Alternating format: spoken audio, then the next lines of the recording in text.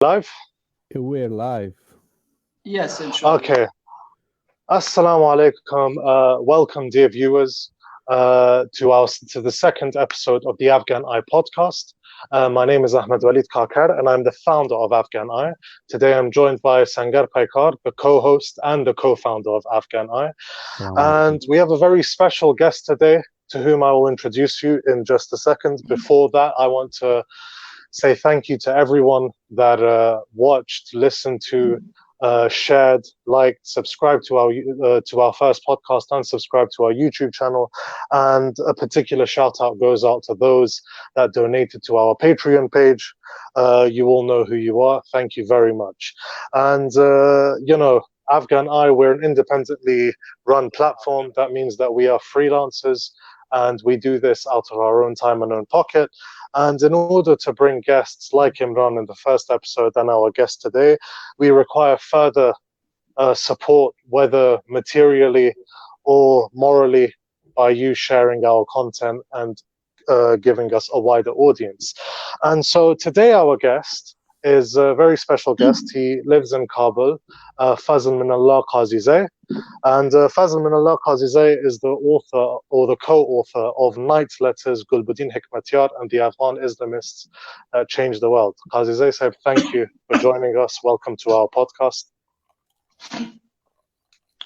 Thank you very much. I'm happy to be and found the chance to be your guest in this session of yours. Thank you very much, Qazizai Sahib. And so, with getting into it, so this book of yours, I actually only found out about it a couple of days ago, and I believe it's the first actual English language biography of Gulbuddin Hekmatyar that's been written. So, when I realized that you were the first person to write it and that you were based in Afghanistan, I reached out to you as soon as possible to get you on our podcast. Especially for those that aren't aware, Gulbuddin Hekmatyar's son-in-law was recently named as part of the negotiating team of the Afghan government with the Taliban. So he is still very much relevant. Now, Qazizai Sahib, what inspired you to write this? So, before actually getting into what inspired, could you tell us, do you come from a politically active family? Were any of your family, what sort of prompted you to write this book? Thank you very much. My full name is Fazelminallah Qazizai. I was born and grew up in Kabul. I came up from a religious family. My father was a judge, my grandfather was a judge, but fortunately or unfortunately, we were not part of any political party. Okay. So none from the left or right. We were neutral. Even during the civil war of Kabul, Kabul was empty and it was only the city of darkness, bomb, crimes. We haven't left and we stayed in Kabul. So that was part of my family link, that we were not part of any political party. And you want me to tell you why we decided to write a book about Hezbi Islam? Yeah, I mean, what would you say inspired you? I mean, especially given that you sort of lived in Kabul in the time where the civil war was going on. Many people of Kabul sort of have negative views about all of the different parties that were involved. So what would you say was the main motivating factor behind researching Gulbuddin and Hezbi Islami in particular? The first reason was that we experienced the civil war in Kabul, and we experienced the war on power. And we saw a lot of research, writing, and even books, which was written by Afghans and non-Afghans, that unfortunately they were not focused on issues accurate, and unfortunately they were not neutral. So that was the first reason that it encouraged me to join this project with another British journalist called Chris Sands. Another main reason behind that is that I I was an active man in media. I was, during my school time, I was running a magazine in local languages. From 2007 to early 2010, I was working as a media fixer with foreign journalists. Then from early 2010 till now, I'm working as a freelance journalist for English media. So I was partly active on the media and cultural side, and I was seeing the shortage of accurate research and material about Hezbi Islami and Afghan history, which was covering the war against Soviet and Afghan communists. So there is a number of books written and covered the history of Afghan resistance against the Soviet and Afghan communists, but unfortunately, all of those research and materials are not neutral.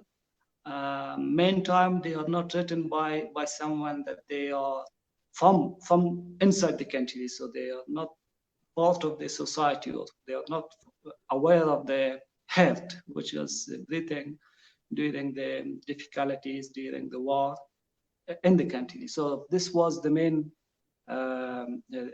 second reason. And the third reason is that I was lucky that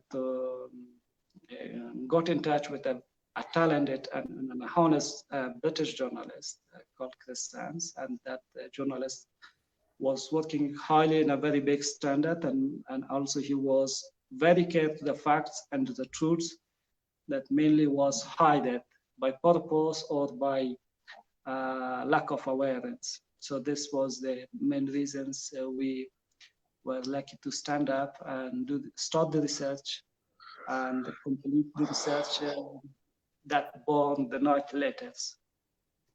All right, sure, no, that's fine. So, I mean, I'm glad you mentioned that a lot of the coverage on Gulbuddin Hekmatyar, who is obviously one of the most controversial, one of the most influential figures in Afghan politics over at least the last 4 decades, as well as controversial. So, I mean, you mentioned that the coverage about him is not neutral. So, from your standpoint, what would you say are the major misconceptions that are held about Gulbuddin Hekmatyar amongst Afghans and non-Afghans alike? What would you say is the main thing missing from the coverage?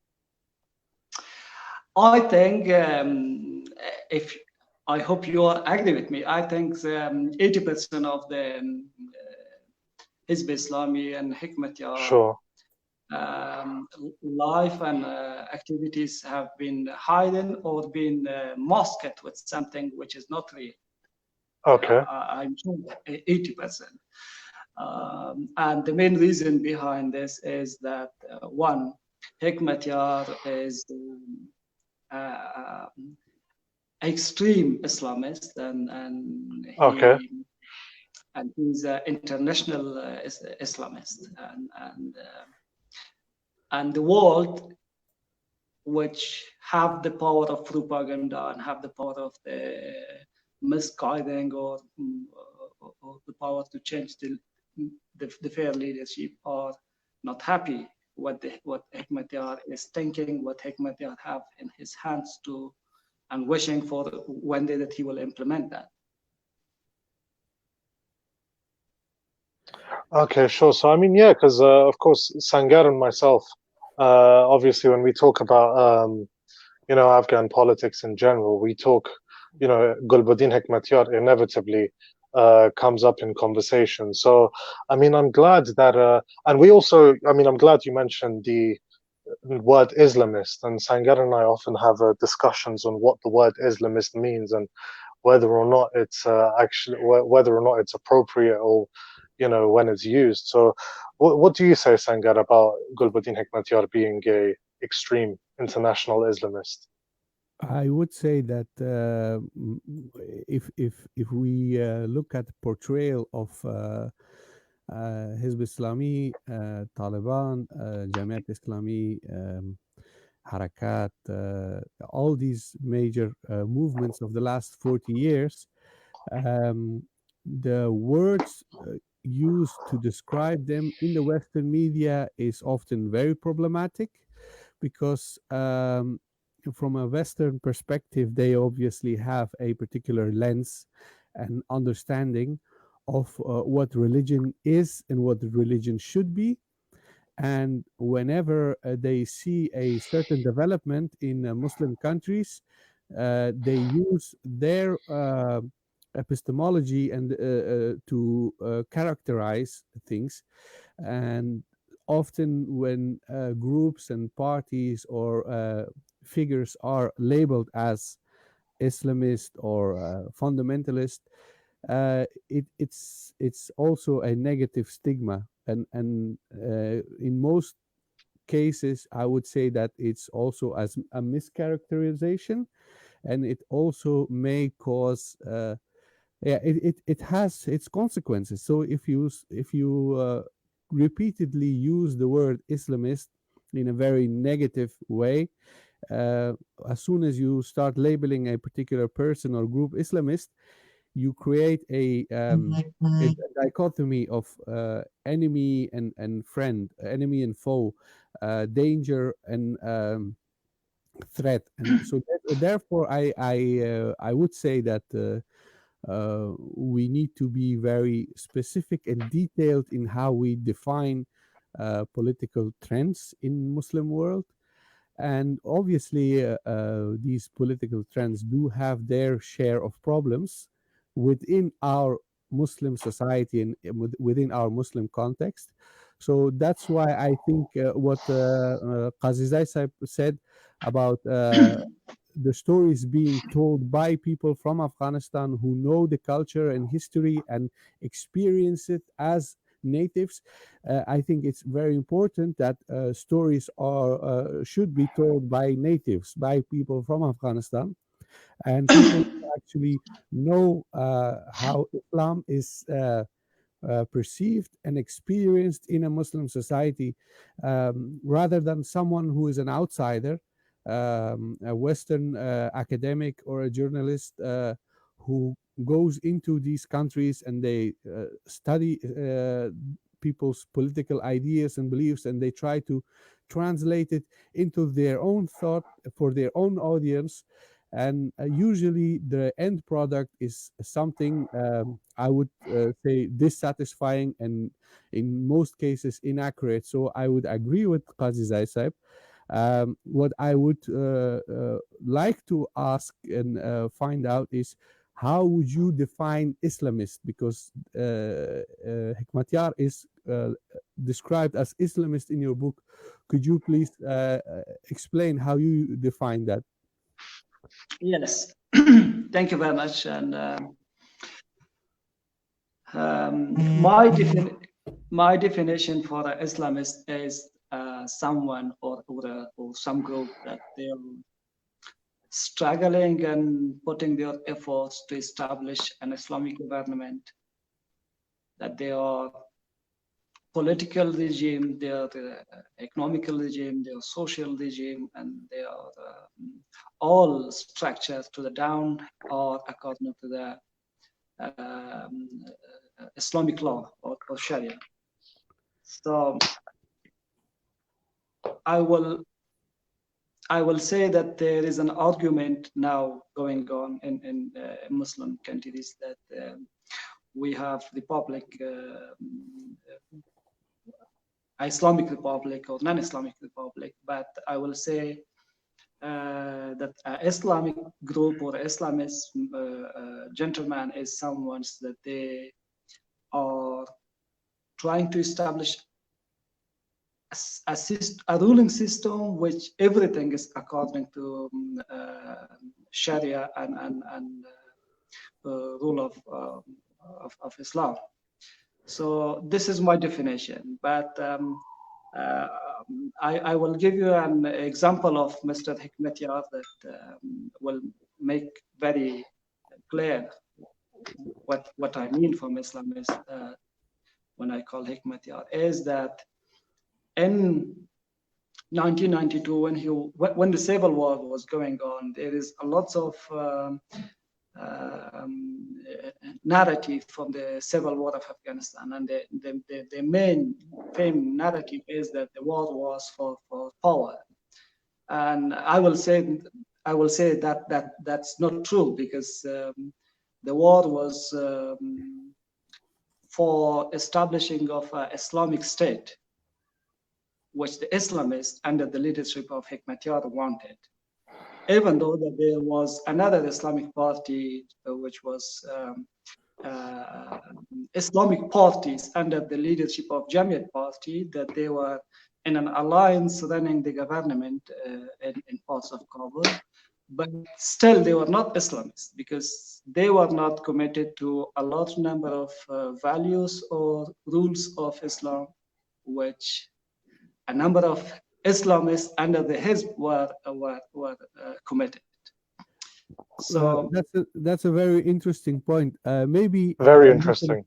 Maybe you can elaborate on that by going back to the Sure. beginning of Hekmatyar's political life, because in the past, Jamiat Islami and Hezb Islami, they all emerged out of same movement. Historically, before there was a Hezb and there was a Jamiat, there was a general Muslim trend in Afghanistan. So could you please tell us about how Hekmatyar became politically active, and what was his early life like? Sure. Thank you very much. That's a very good question that I would like to add my comments. First of all, Hekmatyar is a cultural man, a poetic man, and he was a man of pen while he was studying in high school. So we have a lot of documents shows that he written a large number of articles, a large number of poems, a large number of reviews while he was in high school. And when he jumped to the Kabul University eventually, then in Kabul University, he was running a wall paper. He published two of his primary book even during the King time. And from the start, he was a strong Islamist according to his articles that he wrote for defending of Islamic values against the communism, Maoist, and other leftist activists. So Hekmatyar was politically active since his high school, but gradually his political activity got wider and got to nationwide. And when Kabul University turned into a ground of political rivalries between left and right, then it was a golden chance for Hekmatyar that under the monitoring of famous Islamic hero, which was the Dean of Sharia law and Azhar educated Professor Ghulam Ahmad Niazi, then Hekmatyar got able to gather a small group of young Islamic activists in Kabul University in 1967, and they didn't establish an Islamic movement, but they did establish a first group of young Islamists in university, which was called Sazman Jawanan Musalman, or Muslim Youth Movement. So this was not the official name. No one chose the name. This was a primary step, but they are opponents like Maoist, communist, or other nationalists. They call them by this name, and this name is also being translated or being interpreted to Islamic movement, Nahzat Islami, or later, while Hekmatyar was in a jail, for a short time, it was also called Jamiat Islami. So then slowly, rivalries of Kabul universities, then the coup of Dawud Khan against the king, then the coup of communism and Russian invasion, turned Hekmatyar to world for Islamic world hero. Could you please explain? You said that there were rivalries between the left and the right. For our audience, I'm sure most of them are aware of the fact that we had a leftist movement in Afghanistan in the second part of the 20th century. But would you say that the leftists, their activism and their proliferation may have contributed to the shaping and developing of a Islamic counter movement? Yes, sure. So the leftists were openly active, putting their efforts on operating against the Islamic values.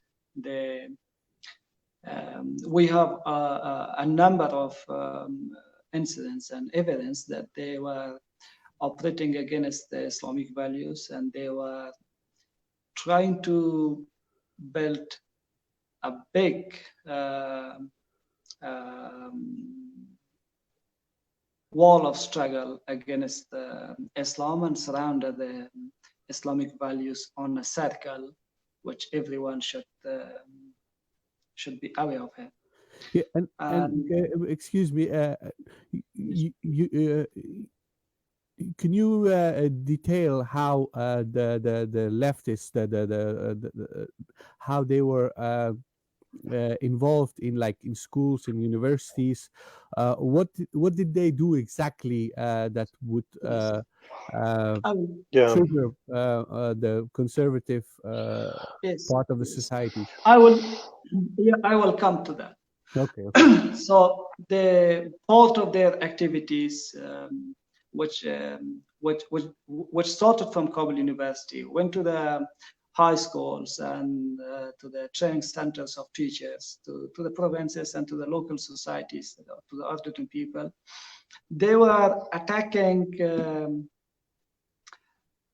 Islam by some of the obligations. For examples, they were mocking Islam for allowing a man marrying 2, 3, 4 wives. They were mocking Prophet Muhammad, peace be upon him, that why he was allowed to marry a number of women, and that's some things which is not moral. They were mocking on fasting. They were also running cartoons. That recently we have the similar cartoons in Europe against Islam and against the Prophet of and these mockings and these publications, are they still available in Afghanistan? Is it possible to study them?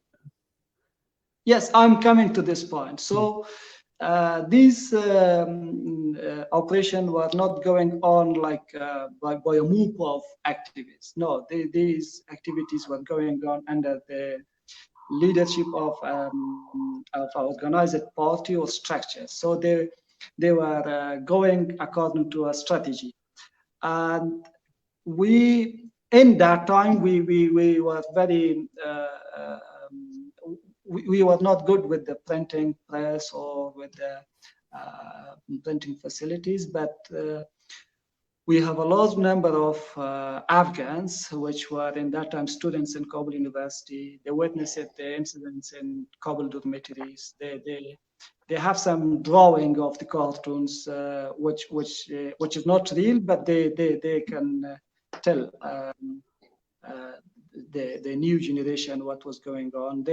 We have a lot of witness of Kabul University that they witness the communist tear apart the Quran and in Kabul dormitory. We have witnessed a lot of fight, which in one of them, Mr. Hekmatyar was involved to that the fight was on Ramadan. Islamists were making wider fasting, and leftists were trying to have lunch during Ramadan in the Kabul community. So there is a famous fight. We have a lot of witness of that. But unfortunately, we don't have any copies of the cartoons, any copies of the slogans that they were raising them up against Islamic values. You know what's interesting is I have heard this story from people who are students during that particular era, and they experienced those fights, but they don't tell the fact that the leftists were mocking Islam. They just say, well, one of our friends, he wasn't fasting, and Hekmatyar was a bully, so he came and he stabbed him. You know what? I'm glad. Out of blue. I'm glad you mentioned that, Sangar. Have you? Sorry, Sangar, if I may. You know, I'm glad that you guys mentioned this, because Sangar, have you heard the rumor that Hekmatyar started off as a Sholai or a Maoist? Yes, I've heard that rumor. I've heard it. Yes. Yeah. So when Qazizai Saib was talking, and he said, Qazizai Saib, I want to ask you. There's a rumor, and it's not more than a rumor. It's a report that's rife across a lot of sort of books, articles, whatever, that Hekmatyar was studying engineering at Kabul University. He was a Maoist. He killed a fellow Maoist and never got to completing his degree. Just for the viewers out there, is this story true? No, absolutely. It's okay. I think it's a joke. Hekmatyar was an extreme Islamist from the start, and he was very famous when he was in a high school and then in university. He was very famous for being pious man, for commentary of dreams, for people who are looking at. And the man who was stabbed in Kabul University is called Saidal Khandan. He was from Logar, and he was a very top speaker of the Maoist group. And the stabbing of him happened in Kabul University, and during of his stabbing, Hekmatyar was in the lead of the move, but Hekmatyar didn't stab him. It was he was stabbed by a man from Kandahar, and that man was even not a student of university. He was the student of high school called Rahman Baba. But there is a lot of rumors and fake reports about Hekmatyar that he was part of Parcham party in Kunduz. He was he was member of the CIA, or he's of course, a man of ISF Pakistan. Most of them are part of propaganda. Now that you mention it, maybe it's good if you maybe you can rectify this. It is also said that Hekmatyar used to work as a typist at the American embassy. Is that true? No, never. No. Never. So we're just bringing all of the reports and the things and the rumors that we've heard, and we're bringing them to you just to clarify which is true and which is not true. Yeah. Unfortunately, I told you in the start that 80% writing, 80% material about Hekmatyar and Hezbi Islami is part of propaganda and fake. Yeah. Also, it's done by those journalists and writers which they love to write about Afghanistan, but they never went to an area by themselves to investigate. So they read written things from the second, third language sources. So unfortunately, in Afghanistan, all of the famous books you see is not done by Afghan.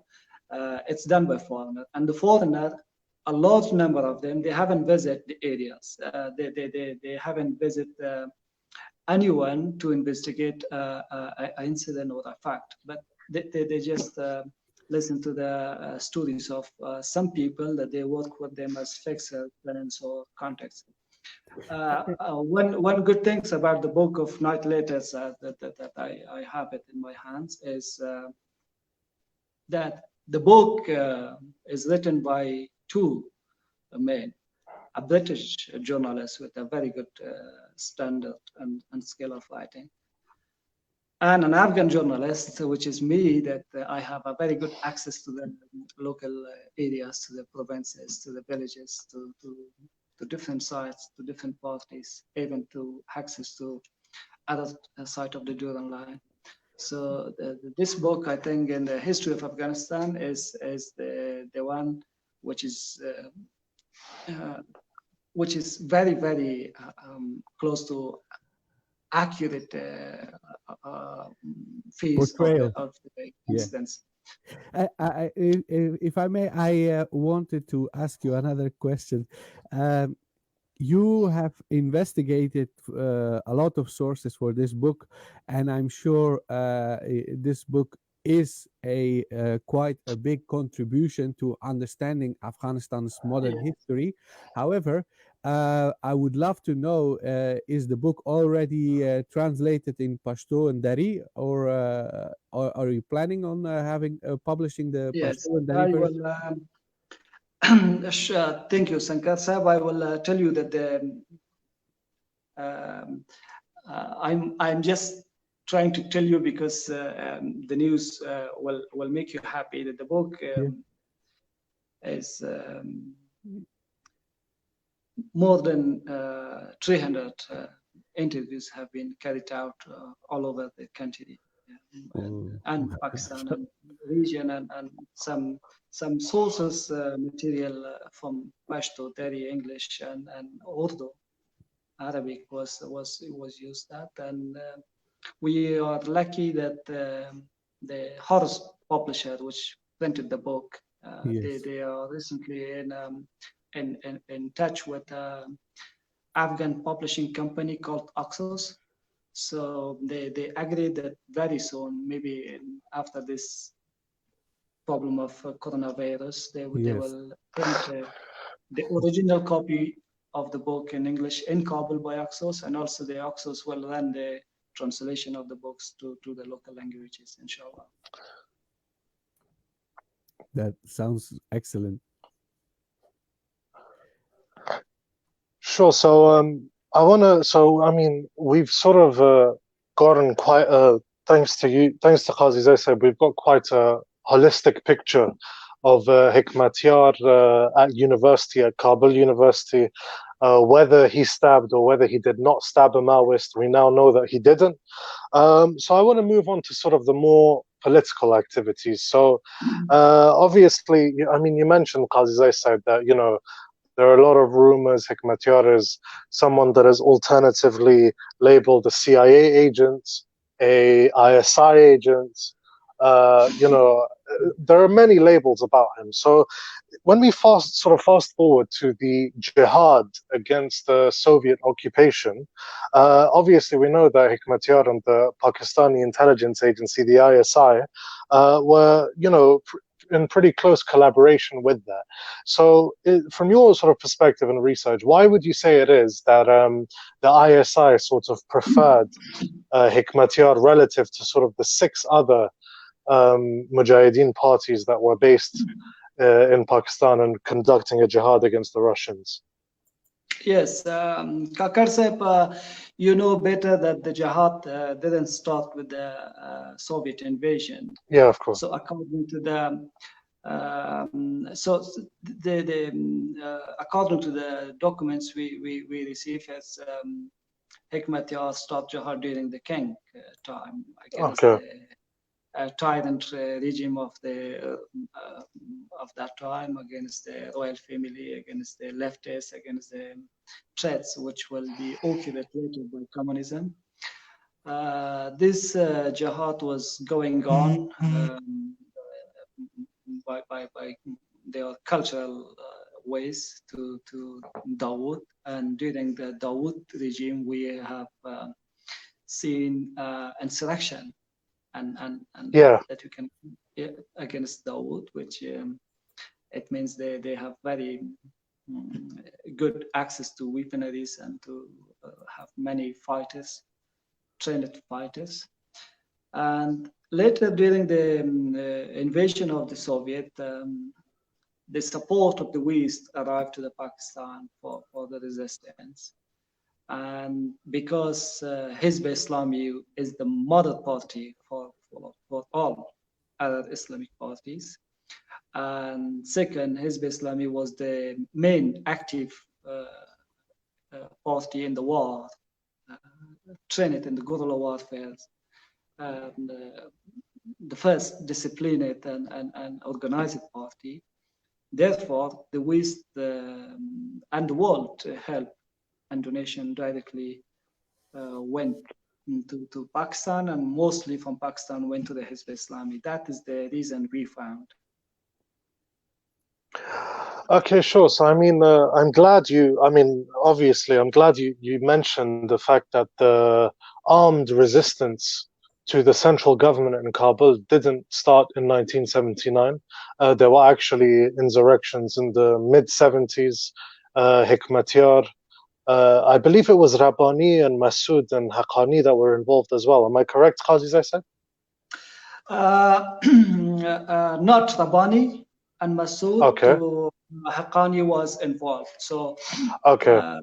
What I will tell you something about sure. that when the stabbing in Kabul University happened, when sure. Sayyid al-Khandan was killed in Kabul University, then two leaders of the Muslim young Muslim movements, Azman Jawanan Musalman, was imprisoned. One was Hekmatyar, and the second was Dr. Omar from Badakhshan and Baloch Afghan from Badakhshan and student of the Medical University of Kabul University. So during that time, Professor Ghulam Ahmad Niazai provided that another teacher from the Sharia law took the responsibility of mentoring the Islamic young Islamic movement, and that was Mr. Rabbani, a student of Ghulam Ahmad Niazai. Then Rabbani, because I told you that Sazman Jawanani Musalman was not a name they chosen, it was not a name of the party. So Rabbani tried to call this movement Jamiat Islami, which all the young were happy with that, but Hekmatyar was in jail.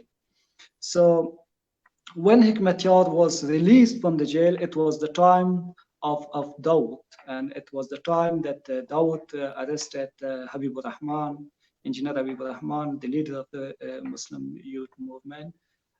They arrested Ghulam Ahmad Niazi, and they arrested a large number of other leaders, including former Prime Minister Hashim Maiwandwa.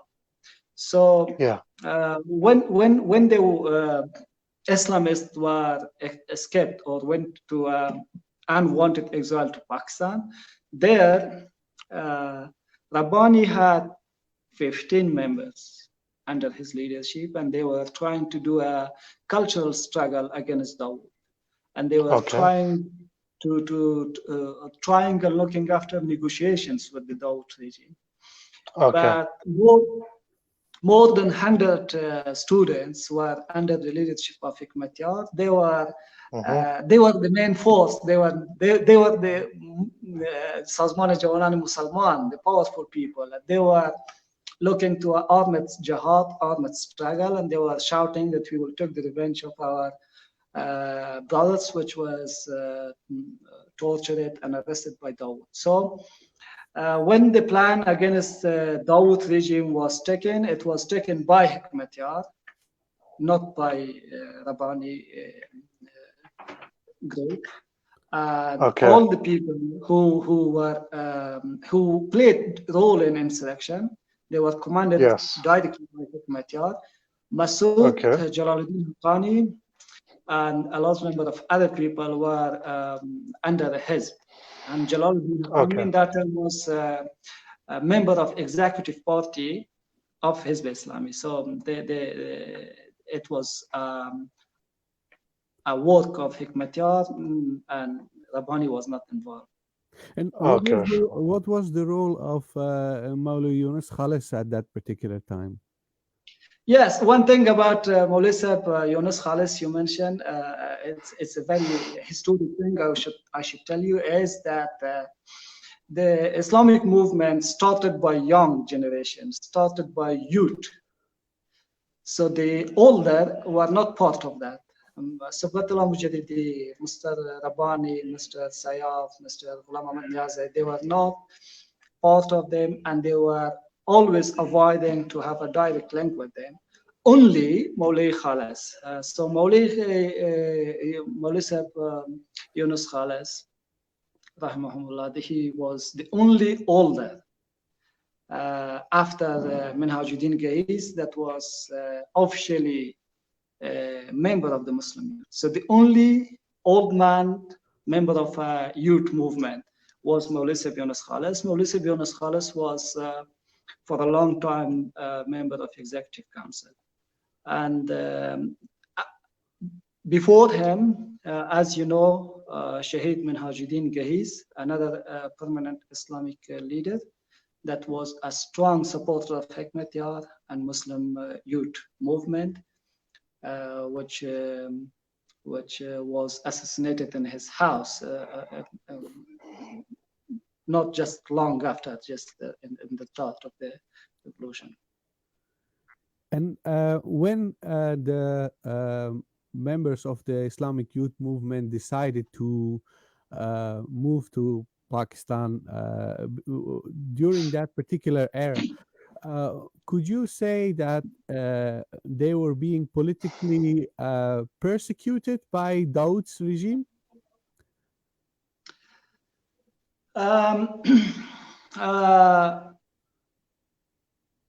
Afghan Islamists in Kabul University had some contacts with the Islamists of Pakistan, with the party of Maududi. So in that time, Qazi Hussain Ahmad was visiting Kabul as a businessman. They have a number of meetings in Kabul. Some member of Afghan youth Islamists visited their offices in that side of the Green Line. That is something, but mainly the Islamic movement which went to the Pakistan was for the new regime of Dawud Khan, which was chasing them up, arresting them and putting them in jail. So that is the main factor which lead all the Islamic movement to leave university, go to that sort of Durban line, and practically start making big strategies and operation against Dawud. And during that particular era, we know that the Afghan army officers, quite a large number of them, were educated in Soviet Union, and there was a very active political movement by pro-Soviet leftists. There was also a Maoist movement active in Afghanistan. Yet, why is it that the Islamists felt persecuted and left, and the other stayed? Would you say that Dawud's regime favored the secularists against the Islamists? That is clear, but I will tell you, when Dawud came on power, first of all, during the king, I will say that the army was not a united army under the king. So the army was politically divided. So lots of recruitment happened by different political parties from left and right. Even Hezbi Islami of Hekmatyar have a large number of officers under his command. They recruited them. So when Dawud came to the power, he arrested a large number of those army officers which was directly or indirectly linked to the Islamists. And the second issue I would like to tell you that yes, Dawud unfortunately was not a stable man, so he was switching sides too many times. He switched sides too many times, but he was absolutely against Islamists, and he was absolutely a supporter of leftist, secular, and even communist of Persian section. And would you say that, yeah, because see, when we look at our history in Afghanistan, is that often the history is written by the winners, by the victors. Would you say that due to the fact that Daud Khan became the president, the de facto president, and subsequently he was replaced by first the Khalq faction and then the Parcham, would you say that this has negatively affected the portrayal of those very volatile times when there was a struggle between Islamists and the leftists? Because now we have this perception of Dawood as a great leader who was perfect, and that his regime was brought down by Khalqis, but yeah, most people would say that Dawood was never at fault, and that it's the fault of the Khalqis who brought him down. But from what you're saying, it seems like he wasn't neutral, and he wasn't the great leader as he is often portrayed. Yes, yes. According to my research and information, Daud Khan was not a stable man, and he was not a great leader of Afghanistan. He was a pro-communist leader. Especially, he was a very strong fan of Parcham faction, even though he had his own party by the name of Milli Ghorzan. But when he took power in 1973, so he had similarly to the communist of regimes like Dawood and like Tariqai and Karmat. So when he came on power in 1973, he arrested a large number of his political opponents. Among them was former ministers, former prime ministers. I mentioned it already, Mr. Maiwandwal. Maiwandwal, yeah. The leader of Masawat party. There is a large number of Arab nationalists, they were arrested by him. And there is a large number of Khalqi elders, Khalqi political leaders, that they were not lifted very well according to the favor of Parcham faction. So Dawood was a fan of Parcham, and he had a very good relationship with Parcham poetry, and he was from the same circle of thought. And Walid, I keep asking the question. No, it's fine. It's just it's a very interesting topic of history about which the literature is. If you want me, I would like to put one more comments about Daud Khan. Is that, yes, of course, please. Once he agreed with Parchams that we will eliminate all the Islamists, and there is no space for talk. Only jails and execution is the window toward Islamists. Then later on, he switched sides. He secretly contacted Rabbani in Peshawar to his supreme judge and to his minister of justice. He tried to make a secret link through Emirat, to Saudi, to talk with a number of Islamists and make a peace deal with them. He make another protocol with communists, with Afghan communists, with Parchams.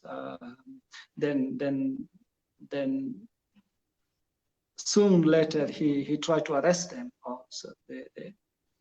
He once tried to defend from the tribal militia of Bajawar against Pakistan regime. And he tried to send some tanks to them. When they stand up, then he invite Prime Minister of Pakistan. So he was a man with a lot of dreams for Afghanistan, but unfortunately he was not stable, and unfortunately he was in the sight of those Afghans which they don't have any space in Afghan societies, like Parchams. Okay, so I mean, could we thus say that Dawud Khan, would you sort of, in your opinion, would you say that Dawud Khan was aligned with the Parcham faction, just out of political pragmatism, just to ally with them, or would you say that his alignment with them was more ideologically based? What sort of, from your research, what sort of position would you take with regard to that? One thing should be clear, that he was ideologically he was not good with the Islamists. Okay. And the third, the second reason is that Khalq and Parcham recruited a large number of army officers, a large number of young officers educated in Soviet. So they would need their support. The third reason is that Khalq Party, this is also a fact we should acknowledge, that the Khalq Party is the first party in the history of Afghanistan that had very strong and very wider and larger population in Afghan society from different class. So this was the first party which had a very strong population among the society. Okay. So they need their local support in remote areas and countrysides. And would you say that Dawood's anti-Pakistan narrative, his insistence on, Pashtunistan and the Durand Line, also made an alliance between him and the Khalqis in particular, much more appealing? No, I think the issue of Durand Line in Pashtunistan, Baluchistan was an excuse for a political recruitment of that. Okay. So no one, including the royal family, were happy to support independent Pashtunistan or to support the unity among the Pashtuns, including Dawood. They were not happy. But the issue of Pashtunistan was something more like a political propaganda for recruitment, for receiving more support from the people that they were rivals, from the people that they were. They were. Unfortunately, we don't have ever a strong army, so always we have tribal militias. So the people that they had guns, they were tribal militias, and the tribal militias were happy for the unity. So this was an excuse, but I will say, Dawood, that nothing compared to weak Zalmi, awakened youth. Dawood, that nothing compared to Khalqis. Toward the rights of Pashtun people and Baloch and that sort of deal. Okay. Sangara, were you going to ask something? Yes, I would love to shift to another topic. Your book is titled Night Letters, Shabnama. Yes.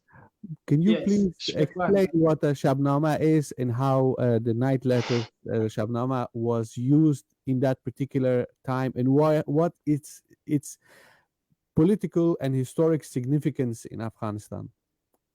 Yes, thank you very much. It's a very good question. Night letters, Shpe Pane in Pashto and Shabnama, which is very famous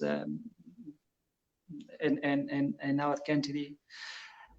As you know, it is a first threatening political instrument of Afghan politics and Afghan society. So if you go to the book, you will find out that a lots of threatening letters were used, a lot of awakening letters were used illegally by the name of Shabnama for political propaganda and political purposes. So if you go to the book, you will see that in many times, mainly the main weapons the activists have from left and right was night letter or Shabnama. Shabnama, as you are aware, but I will tell to your audience, is that an awakening letter or threatening letter which is being hung up illegally from the ruling circles. So it's something's not allowed. You do it in the dark of the night and trying to shoot your goal through. And do you think that, as you said, Shabnama was used both by the leftists as well as by the Yes. Islamists? Would you say that in Afghanistan's political developments, especially in the 1960s and 70s, that both Islamists and the leftists or the communists were mimicking each other's activism and each other's methods and tactics? Shabnama night letters were used commonly, and even Yeah. now we Shabnama have a use. If you Yes, see the Taliban Taliban, also use Shabnama at the moment. yeah, Daesh use Shabnama, and some small groups also use Shabnama, and also Shabnama turned it to a modern level, which is I forgot the English name, calligraphy, which is painting Calligraphy. on Yes, Okay, calligraphy. yeah. painting on walls or Graffiti. writing on walls, Yeah, slogans. it's called So graffiti. even now, we have a leftist party called Hezbi Mbastagi Milli, National Solidarity Party. So during the election of presidential election, during the parliamentary elections, they write lots of slogans in the Kabul during the night against warlords, against jihadi personality, against the current government. So still we have this in common. So Islamists, left, right, everyone use Shabnama, and I think it helped a lot their political efforts. Okay, thank you. What I would like to ask you is, Yes, please. since you have investigated Hizb Islami and Hekmatyar, could you please explain what role does the ideology of Muslim Brotherhood Yes. have in their political thought and political discourse? Would you characterize Hizb Islami as an offshoot of Egyptian Muslim Brotherhood? And to what extent would you say that the Afghan Islamist movement is influenced by the subcontinent, like Jamaat Islami, Abdul Ala al Maududi, Abul Ala al Maududi, etc.? Yes. As I told you that the father of Afghan Islamism is Shahid Professor Ghulam Ahmad Niazai. This gentleman, before being dean of Sharia law, before being mentor of Muslim youth organization, he was a student in Al-Azhar University of Cairo, of Egypt. So he did his master degree there, and he was there during the war of Arabs with Israel, and he was there when waves of Muslim brother movements was taking all the Arab countries. So he was inspired by Muslim Brotherhood in Egypt and in Cairo while he was studying. He saw lots of their organizational scales and structure. When he returned back, because he was an old man, he was a scholar, not a fighter. He was an ideologue, not a commander. So he was not fair to lead a revolution or to lead a movement to shake the world. So therefore, he need a group of young to be in front and to face this fight. But he will be mentor and support them ideologically from the back. So his efforts prepared the ground for a group of young Islamist student in Kabul University to form Sazman Jawanan Musalman, which among them was Hekmatyar. So the Afghan young movement was directly inspired by Muslim Brotherhood, and they were directly inspired by the books of them, which was printed in Iran by Persian, and the books of them, which was printed in Pakistan by Mr. Madhudi Party, by in Urdu and Dari languages. So they they were directly inspired from Muslim Brotherhood through Professor Ghulam Ahmad Niazai and through the books which were printed and translated to Dari and Urdu in Iran and Pakistan. And could you explain what distinguishes the ideology of Hezbi Islami or the Islamist from the ideology of, let's say, the Taliban or the Debunking movement in India and Pakistan? Yes. Yeah, that's a very good question. Sorry, I was just saying that's a very good question because I was thinking of it as well. Yeah. First of all, they are both Islamists. So the difference is that the Deobandi Islamists still are going on according to a curriculum or according to the studying regime, which is not according to the international standards or not according to the modern academic standard. But people are graduated from Azhar. They are from the schools of thoughts, which is dealing with everything according to a very high standard.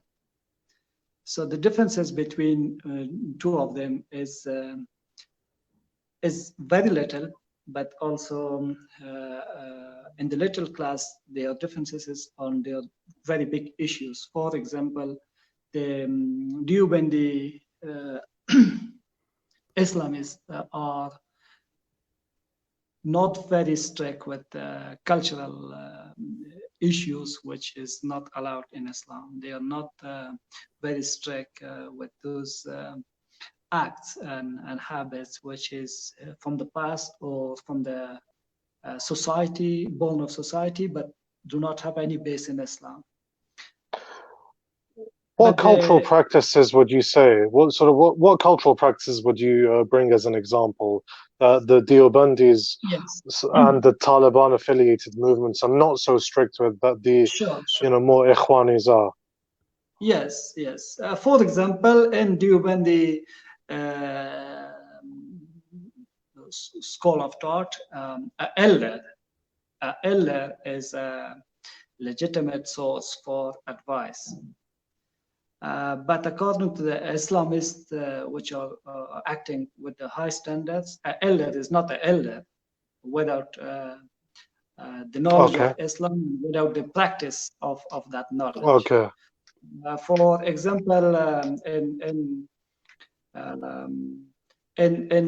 Deobandi thinker are not very strict with women's working outside. So they will say, okay, they should have a niqab, they should have pay attention to the hijab and blah blah blah. But the Islamists of the Azhar, they are working in a very high standard. So they talk about the environment, they talk about the regime of work, they talk about their health systems, they talk about their colleagues. So the limitation is too much detailed. But Okay. in this side, the limitation is not detailed. It's just 1, 2, 3. That's Yeah. second big differences between them is that the Islamists are accepting election, even if it's a general election, but the people are allowed to cast votes which are honest and have knowledge of Islam. But in the circle of things, if this is decision of Jirga, still it's fine. If it's a decision of a number of students or scholars of Islam which have not enough knowledge of Islam, but still they are in a big Jirga, they are decision to elect a leader is it's okay. And could you But they are both Islamists. Yes. Yeah. Can you maybe explain more about the conflict between more the Muslim Brotherhood inspired Islamists and the Deobandis, especially in those particular eras? Like, for instance, I know that in the 60s, 70s, and also in the 80s, there were a lot of books written by Deobandis and Islamists, and there was an ideological difference between them. They would write books about each other, like maybe you're aware that the books of Maududi were heavily criticized in Pakistan by Deobandis, and in Afghanistan, as a result of the existence of differences between different strands of Islamism, we also had different Islamist parties during the war against the Soviet Union. Would you say that those differences have also played a major role in why there was a Hezbi Islami and there was a Harakat and there was also the party of Khalis?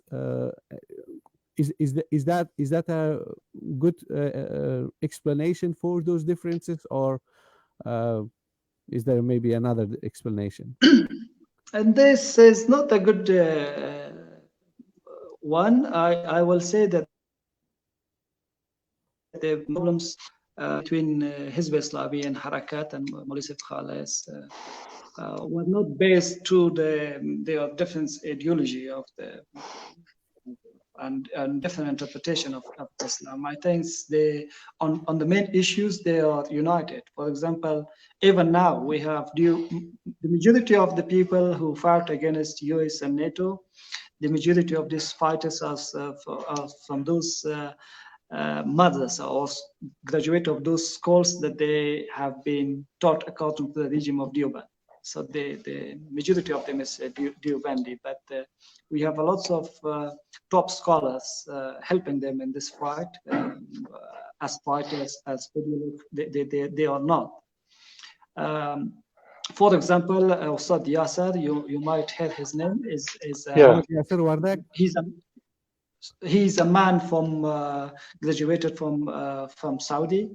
He's a man visited America. He's a man graduated from Habibi High School in Kabul. He's a man that grew up in a his father was a military officer, but still he was a fellow colleagues with another man who graduated from a Deobandi School of Thought, from according to the curriculum of Deoband from a local madrasa.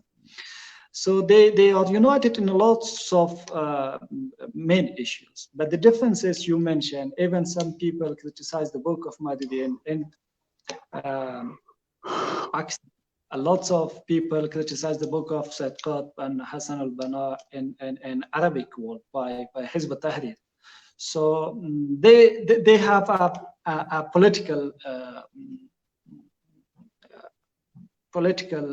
story behind, not a story of differences according to what they think.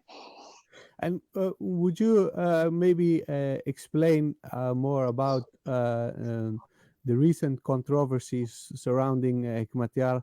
Because before he emerged in Kabul after a period where he was in strong opposition to the regime, he did write a tafsir and a exegesis of the Quran, and he also wrote Sharh of Bukhari, you know, the commentary on most important book of Hadith. And those two books were also heavily criticized, particularly by the Obandis.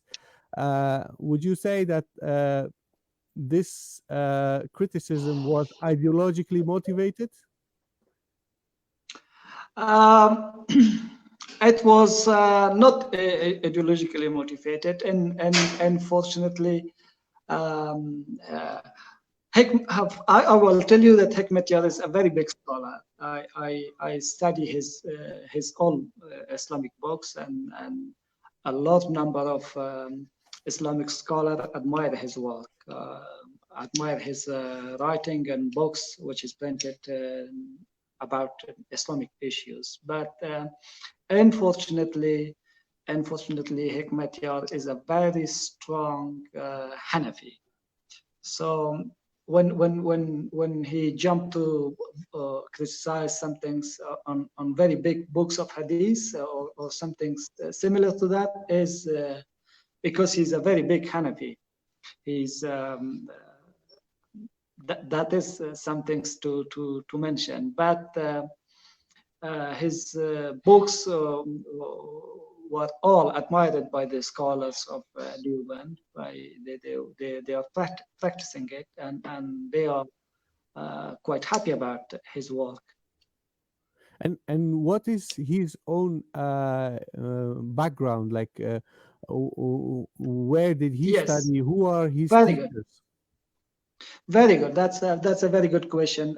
First of all, I should tell you that when he was in a high school in Kunduz, he was studying in high school. Then in evening he was attending a local madrasa for Islamic studies, but it was very basic for primary teachings. So his teacher of that time is the father of a current big Hezbi called Qazi Mahmud al-Hassan. He was running a madrasa there by the name of Takharistan. When he came to Kabul, in Kabul he was studying with Maulavi Habib Rahman. He was another top leader of Muslim youth organization from Laghman, and in the insurrection of Laghman against Dawud, he was wounded and arrested. Then he was executed by the Dawud regime. Then when he was in Peshawar, there a very big Islamic scholar called Maulavi Sahib Chatrali. You might find his lectures in YouTube. Maulavi Sahib Chatrali trained a large number of Muslim youth leaders. That one of his special and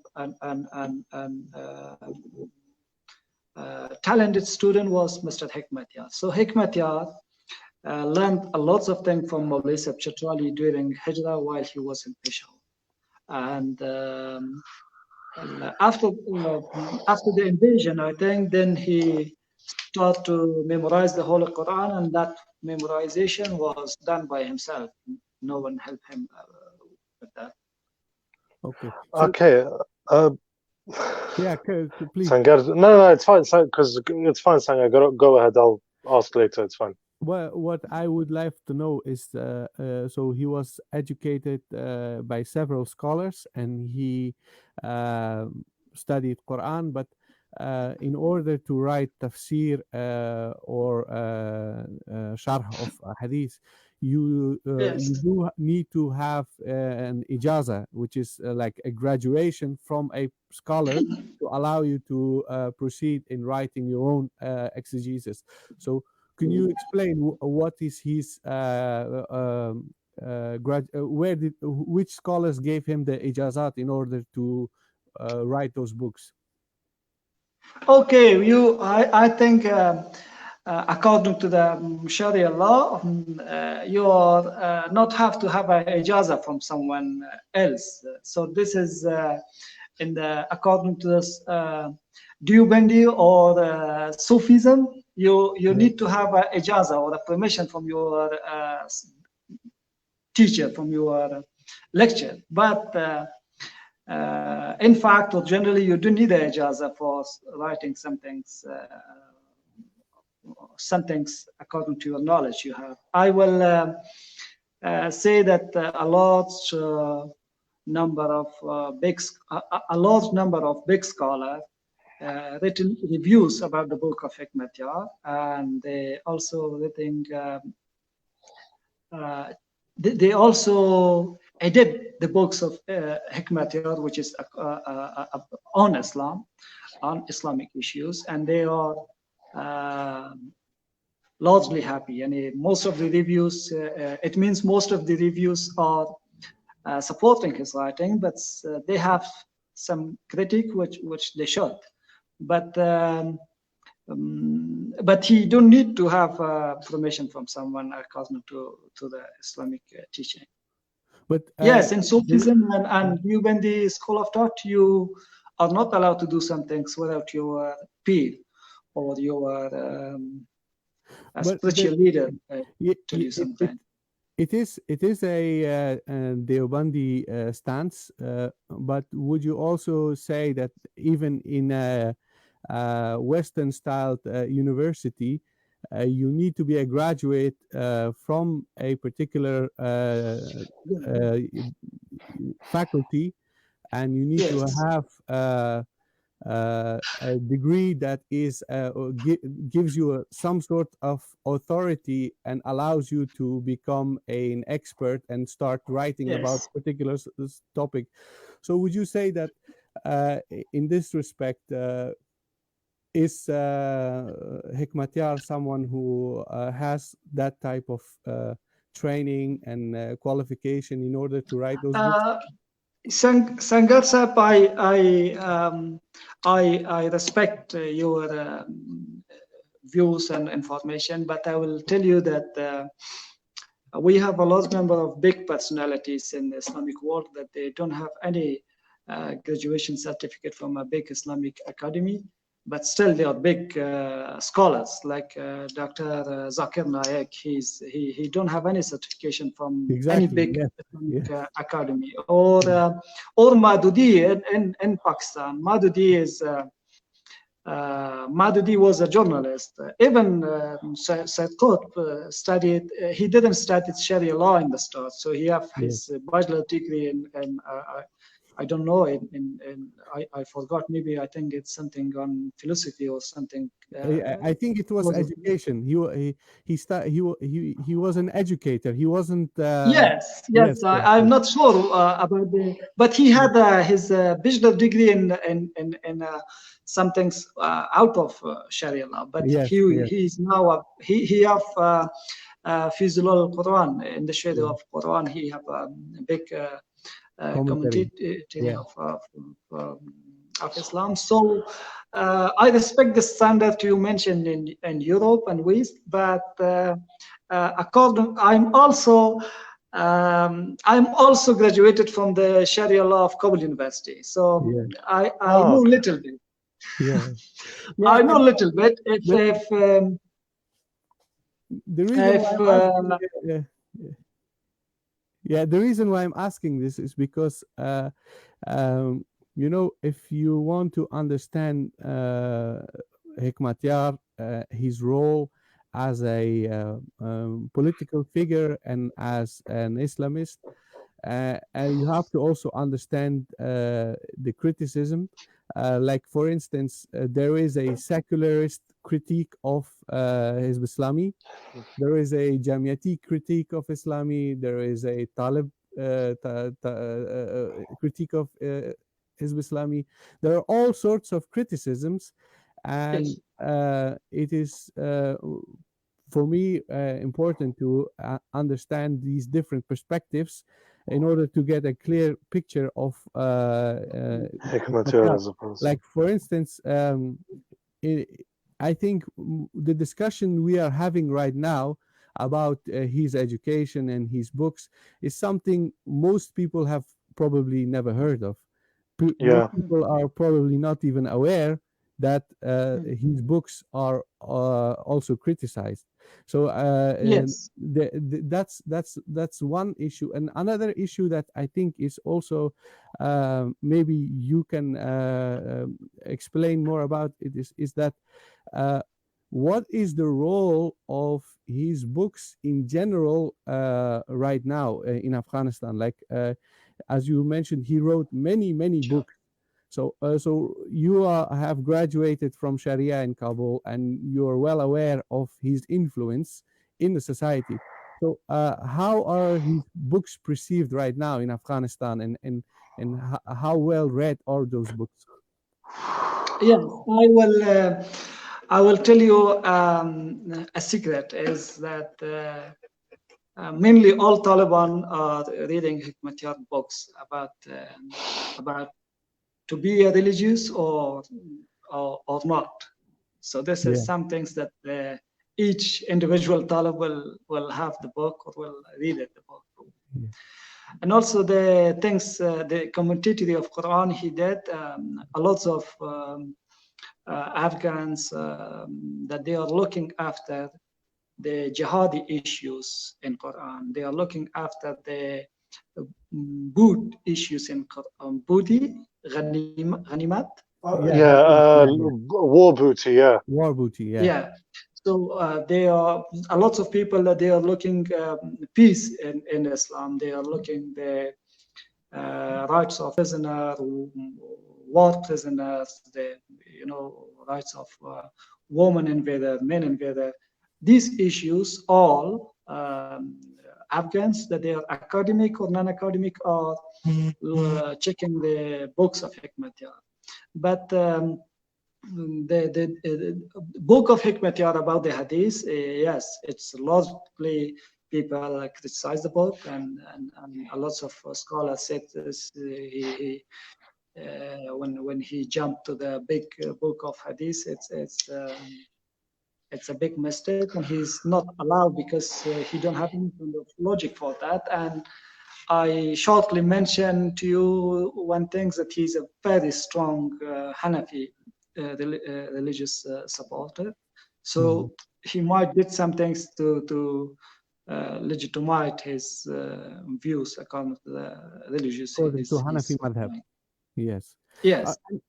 And right now, if we move to our current situation in Afghanistan, uh, mm, mm, eh, right now there we have a political impasse where we have two presidents Yes. who are still uh, not able to reconcile with one another, and we also have another development where there is a peace agreement between the Taliban and the Americans, and Gulbuddin Hekmatyar is a very influential and significant figure with a history and with his political party, which has played a major role in Afghanistan. Could you maybe, based on your research, explain what role he can play in a possible reconciliation between these different political leaders, and possibly in a peace agreement between the Afghan government and the Taliban? First of all, I will say that the two presidents currently in Kabul are both ruling a team which are not listening to any Afghan or to any groups in Afghanistan. So they are listening only to their own personal interests and to their own international links and relationship or people that they are backing them. They are only listening to them. So I'm sure, including Mr. Hekmatyar, no one will play any kind of effective role to make a deal or a peace between these two gentlemen. And about Hekmatyar, I will say that Hekmatyar, when came to Kabul in 2016, according to a peace deal, he was clearly announcing that I came back to make alive Hezbi Islami, to give a fresh breath to breathing to Hezbi Islami. So he immediately ran some provincial trips, and all these provincial trips were for the big aim to make again alive Hezbi Islami. And I think Hekmatyar came back just to spend his final effort for establishing of an Islamic State, and that is the only goal I think he's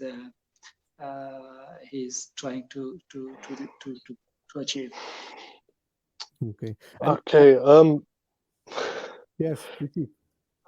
No, I sort of so I mean I wanted to sort of bring the topic back away from sort of back to what you said we discussed at the beginning, where we spoke about the narrative surrounding Hekmatyar, what is said about him, what is written about him, the coverage. So I mean I'm sure you as well, Qazizai, are aware a lot of times ethnicity in Afghanistan is used as a determinant for which both Afghans and non-Afghans assess and analyze political developments within the country. So, for example, with Hekmatyar, one large aspect of the narrative through which he's viewed is the fact that he is a Pashtun.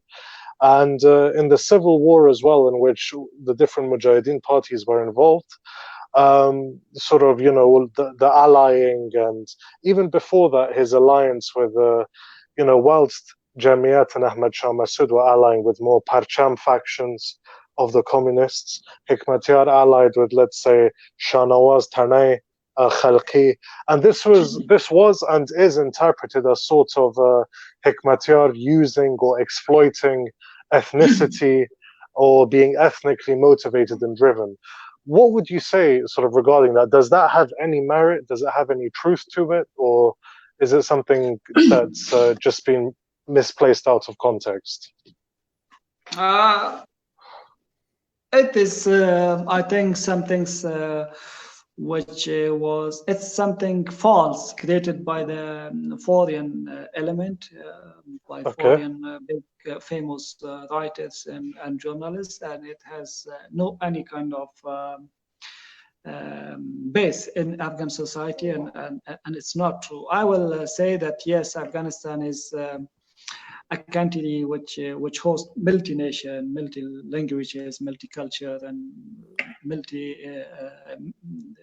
other values, but they were never divided. I will still when you are living in a country that there is many tribes and there is a majority and a small minority and a middle minority, there is some complaints and some small issues, but this is not some things which now we are hearing about that. I will tell you something from the history, that when the Saqaw ruling, Habibullah Kalakani was ruling in Kabul. So a lot of rape happened of their opponent, a lot of thieving happened, a lot of massacres happened. So if you go back to the book of histories, so the Pashtun historian didn't mention any of them, only a Hazara historian. Fazelminallah Qazizai. Katib mentioned that. So Katib detailedly mentioning the roots, crimes of that regime against his unarmed civilian opponent. Even not opponent, about someone.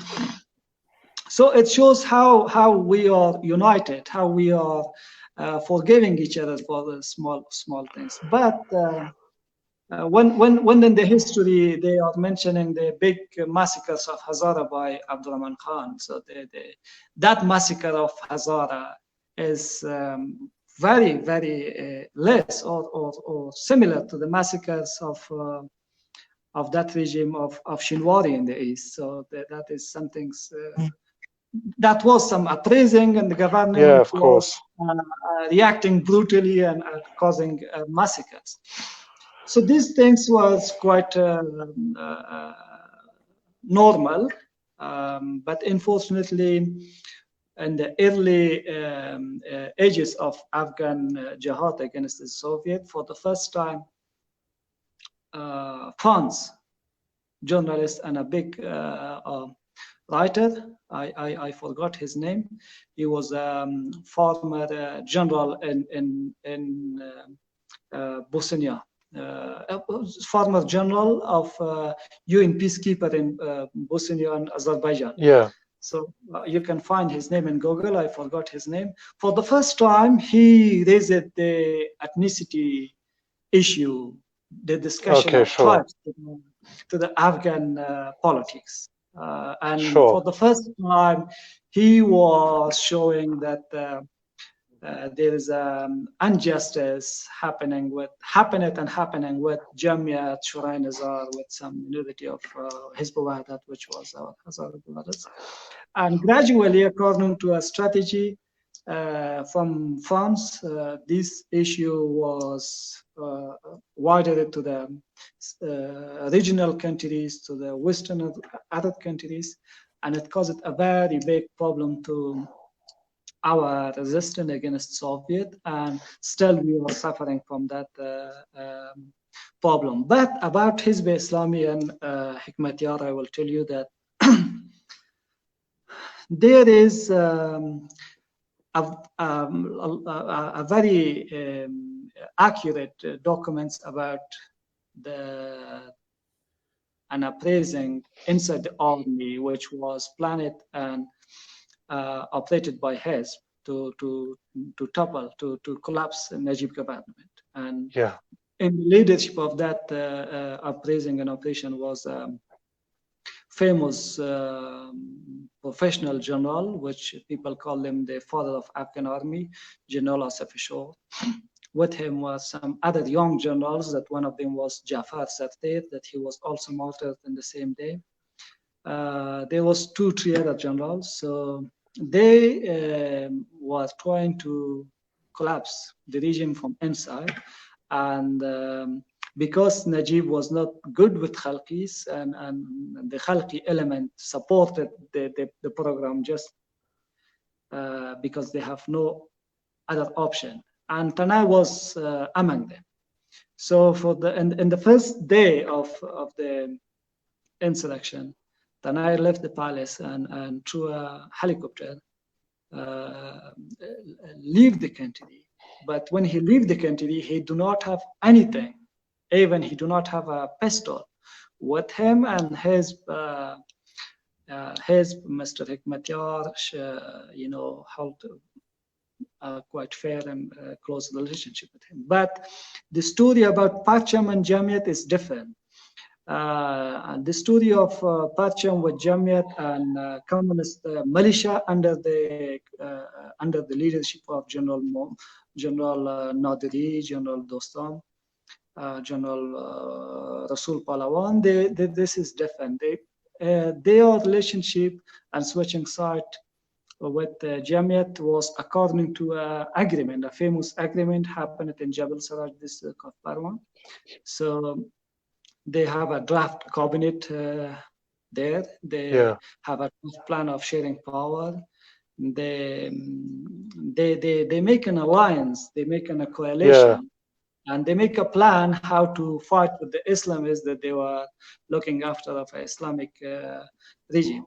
So when a large number of Pashtunwali generals joined with Jamiat, it was not like seeking shelter. It was like sharing power. It was like sharing a future political strategy and a life. It was something like that. And all of this was caused, and this ideology was prepared by that France general, which I don't remember his name. So this was the first man I think Sangar and I were discussing as well that a lot of weaponry was also given or shared between Jamiat and in this Jabal Saraj agreement. A lot of weaponry was sort of transferred to Jamiat and Shura Nizar, which unfortunately in the civil war it created a lot of destruction in Kabul city. I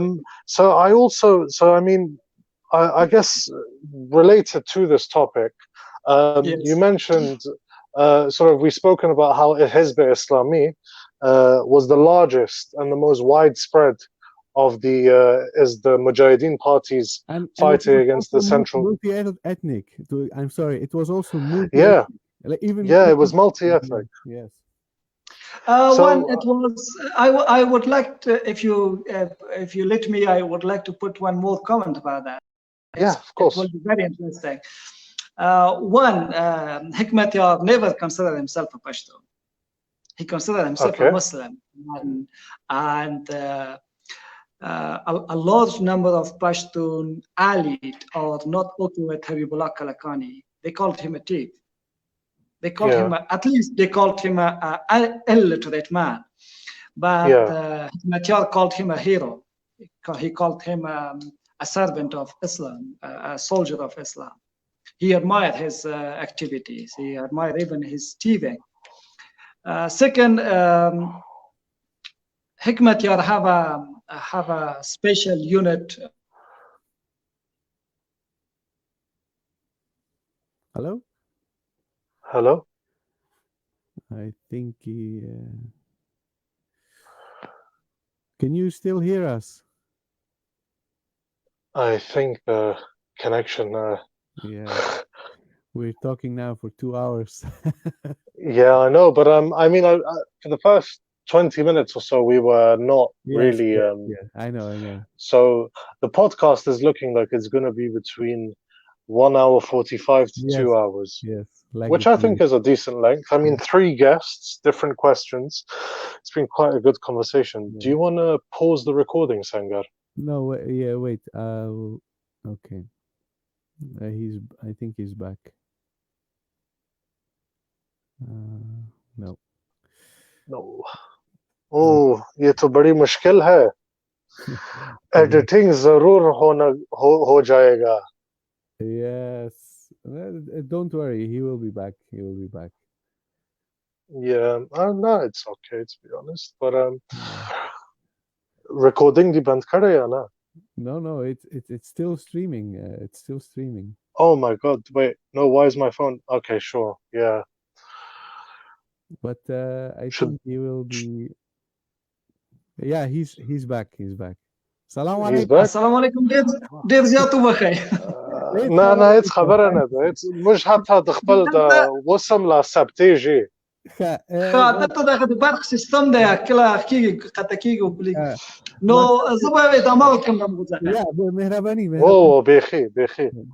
Yes, Hekmatyar have a special unit of security that looking after his security from the start till now, and that unit of the security called Himaya support unit. Okay. Yeah. And it was one is a company, then it was changed to a conduct, then it was changed to a brigade. But now it's called unit, and from the start up to now, the chief commander of this unit is a man from Panjshir. It's called Haji Islamuddin Rayat. Yes. He is looking after the security unit that protect Hekmatyar. And there are also Hazaras and Shia in Hezb Islami.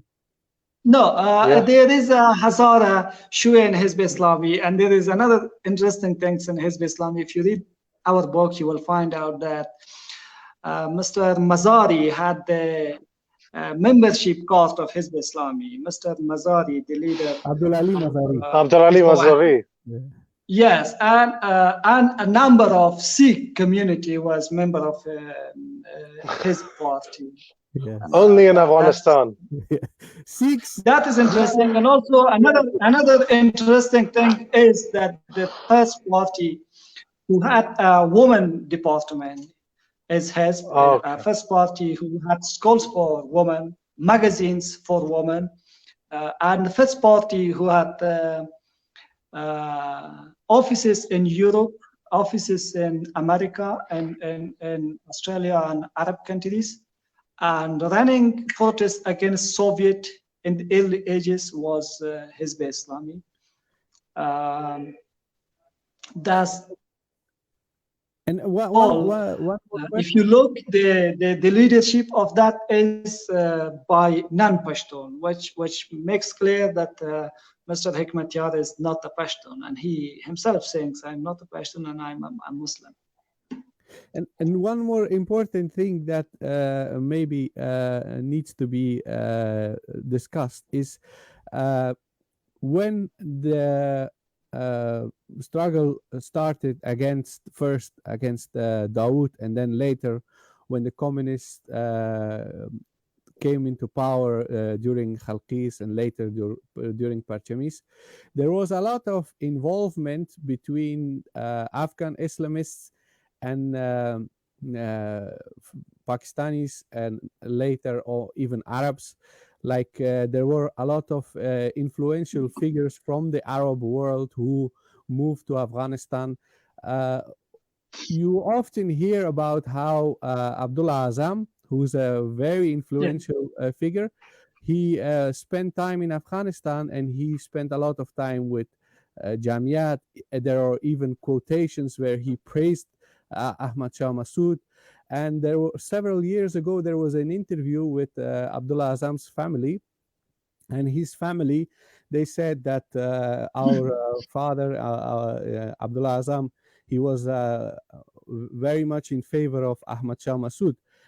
So in the perspective of the Arab Islamists, Jamiat was also a very prominent Islamist party.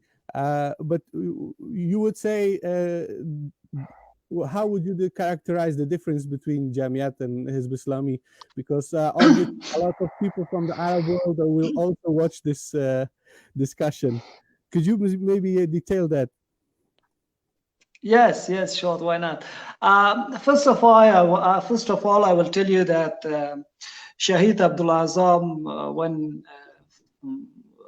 he came to Islamabad for the first time, and then all three extremist leaders, Hekmatyar, Ustad Sayaf, and Ustad Rabbani, went to visit him. And in this meeting, Mr. Chakari, which is now in London, Sadiq Chakari, Yes. he was also in that meeting. So when they met with Abdullah Azam in his house, then it was the time of prayer of the Isha. Then all stand up for a Jamaat prayer. Then Azam asked, according to Islam, when you are in the house of someone, then he is allowed to be the leader of the Mustaqar is Imam. Who's Mustaqar? So Azam stand up and said that Hekmatyar should lead the prayer. Hekmatyar, a very young leader among them, among Ustad Sayaf, Rabbani, shows that Abdullah Azam, when asked him to lead the prayer, that Shahid Azam was respecting him as the leader. And always he repeated this habit. Second thing is that, yes, in the start, when Maktab al-Khadamat, or the Bureau of Services, was opened, during that time, all these three leaders were called extremist leaders. So they were united. They are united, only organizational structure divided them. But when things gradually developed, when Russian troops left and we have a communist regime in Kabul, then slowly Jamiat was losing his extremist value. So slowly Jamiat was getting aside to the other parts. So and could you maybe explain what? Could you please explain what you mean with extremists? How are they extremists? In what way? Yes, they were called, the extremists called Abdullah Azam Afghan. They were called Mr. Mustafa Hamid as an Afghan. They were calling there is no border between us and Egypt, and our jihad will go to Kashmir, from Kashmir to Jerusalem.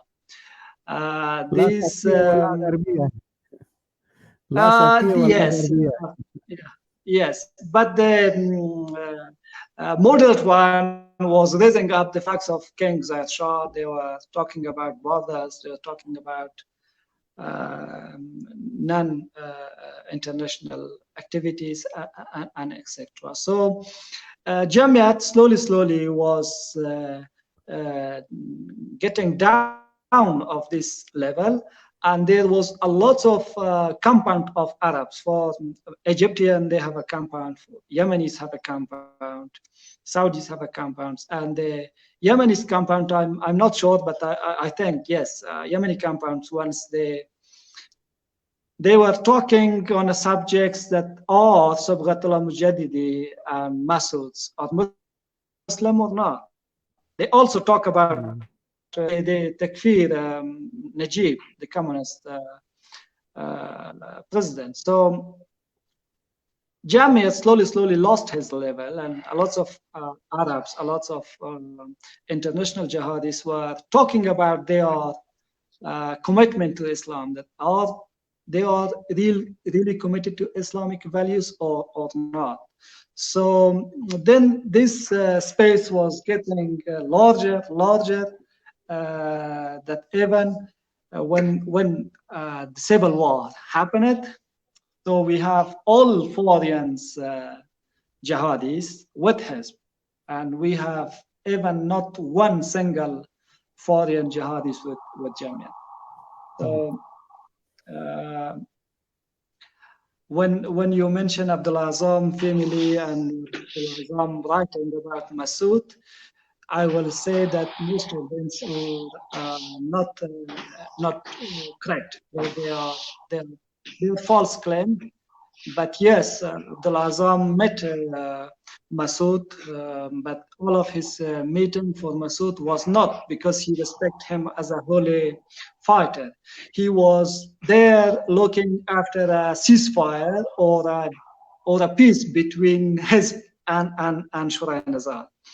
So once I remember he tried to meet Massoud when Massoud, a number of Massoud commanders were massacred by a Hezbi commander in Takhar. So the Hezbi commander was called Sayyid Jamal. So then it made a very big news in Peshawar, and in that time, Abdullah Azam and Hekmatyar was in a big trip inside Afghanistan. So when this incident happened, Hekmatyar and Azam were in Kapisa, very close to Panjshir. So then he tried to go to Panjshir and meet Massoud, but he was not going there as he went with Hekmatyar from Logar to. He have a trip with Hekmatyar from Paktia to Logar, from Logar to Wardak, from Wardak to Ghorban, from Ghorban to Parwan, from Parwan to Kapisa. Then in Kapisa, he left to meet Massoud, but it was not for the same trip. He was trying to meet Massoud for a ceasefire, for a peace, for asking him to be calm. So I hope this make clear for you and for your audience that what was the relationship of Shahid Abdul Azam and Massoud. So they never planned to have a joint trip, but he was meeting him for a deal. Okay, that's a very good point. I think Kakar Saib, you have a question. No, so I want to sort of I'm glad that Ahmad Shah Massoud was brought up.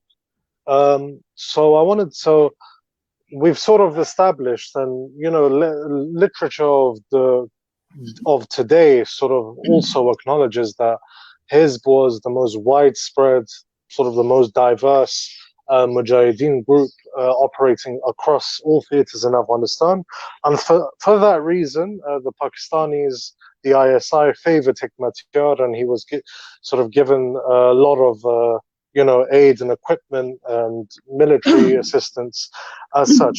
So in Qazizai Saib's opinion, why would you say it is that in Western academia, in Western literature, so much focus is given to Jamiat, Shura, Nizar, and especially to Ahmad Shah Massoud as a person for fighting the jihad? Because this isn't just, the focus has shifted from Hizb to Jamiat. No, it's focused, the jihad has become personified around one person. I want to hear Qazizai Saib's thoughts on that, why he thinks that is. Okay, but first of all, I would like to comment about Massoud from my ear here. Okay. So we our talk is while after the insurrection of Mujahideen against Dawud Regime, a large number of people were arrested, and the plan of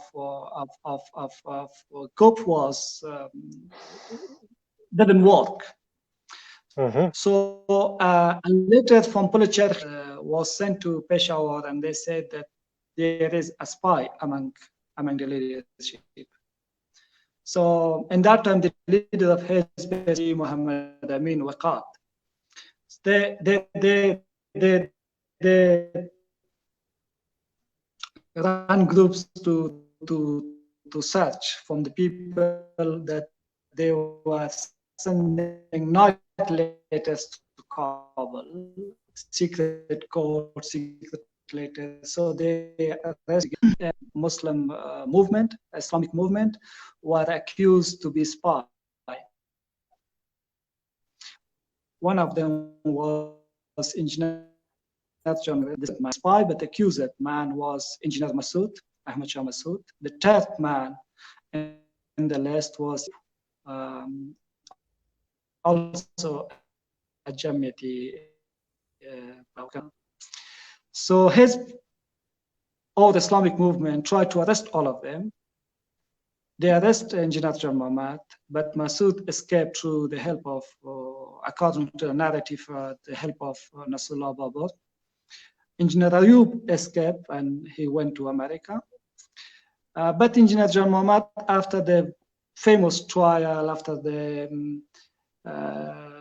prosecution, after a lot investigation, was found guilty, and he was killed. He was executed. I don't know where, because in the time he was executed, it was the time when Ziaulaq did the coup. All of my point is that Massoud, according to the movement who started the jihad, was once accused to be a spy for the Dawud regime. It's not. It's just he was accused. It's a claim. Secondly, I will say I think he's famous in the West, and he's also announced by America as national hero. He's now part of the constitution. We call him a national hero in constitution. We have a week off for his anniversary. For the commemoration of his, Yes. I think it is clear for everyone that it is the work of America. It's the work of foreigners. We do not have even a small meeting among Afghan about that. Secondly, he was a man that prevented Islamic state, which was more dangerous than communism to the West. Okay. Therefore, he's well respected and famous in the West. Would you say that he prevented an Islamic state that is dangerous to the West in 1992 or later during the Taliban era? No, in 1992.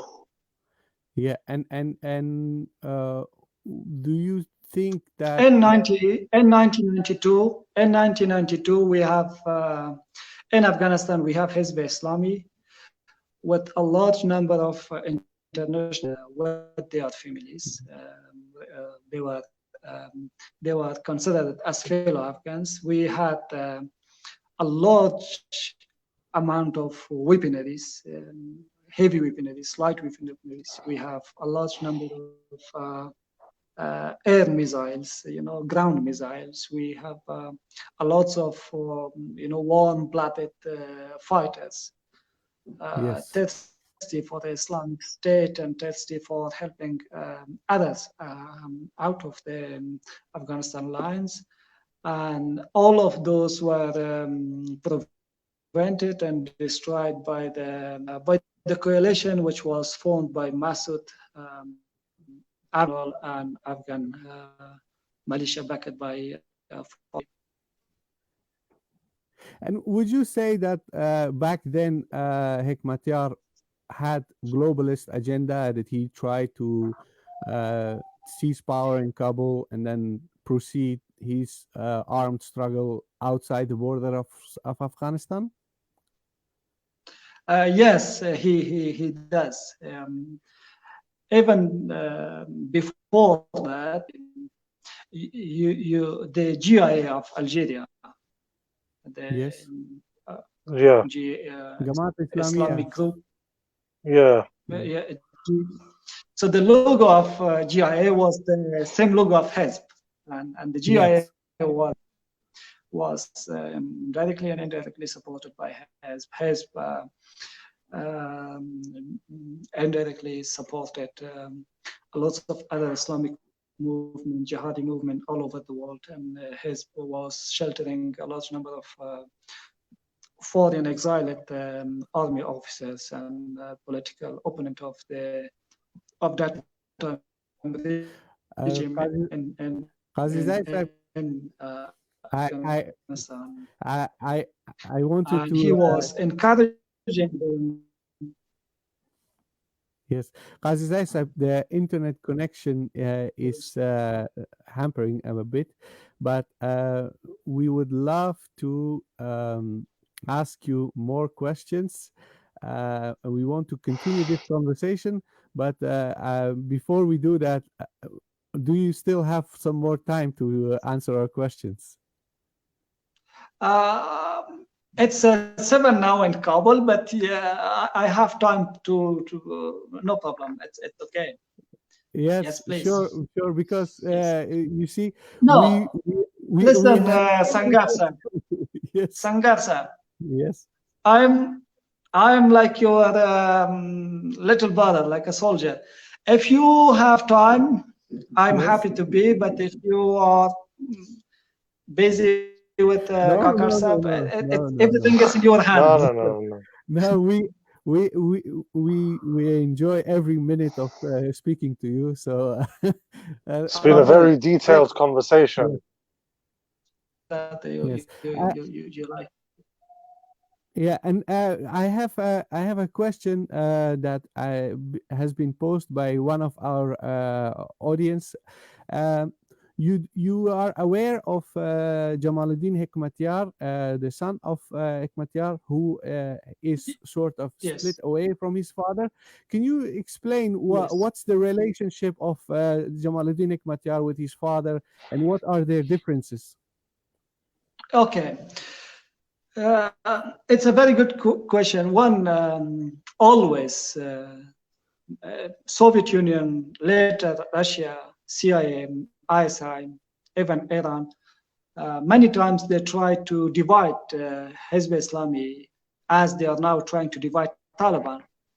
So all of their efforts were collapsed. It didn't work. So we have a lot of incidents that a large number of 17, I think, members were resigned in one day from Hezb. We have incidents that the deputy of Hezb Islami switched side or resigned and protested against Hekmatyar. But none of these efforts divided Hezb Islami. A lot of fractions from Hezb came out and they fell. Most of them is part of the Western or regional countries' intelligence. But inside Hezb Islami, we have a small number of honest people, a small number of honest members, that they are always looking after the betterness of the party. And they are working to reform Hekmatyar acts, policies, futures, and for the betterness of the party in the country, they are thinking, but they are minority and they are not known, unfortunately. Jamaluddin Hekmatyar is the son of Hekmatyar from his first wife. He's a very well-educated man. He is a noble man. I met him in 2014 in Peshawar. He's a noble man. He's very polite, very quiet. Aware he's also armed man. He's beside being a polite and political man, he was active visiting Kunar, Nuristan in those years when I met him and I heard from him.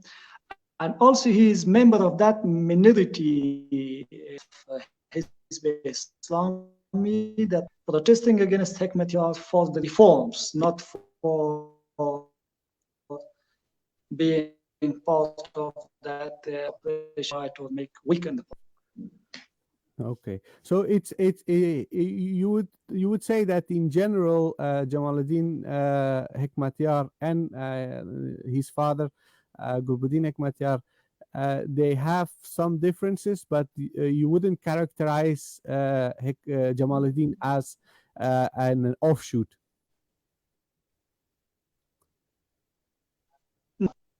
No, he's not offshoot. Okay. Then finally, maybe it's also relevant to discuss this right now because there are currently negotiations underway between the Afghan government and the Taliban. And one of the issues that is often raised is the role of Daesh in Afghanistan.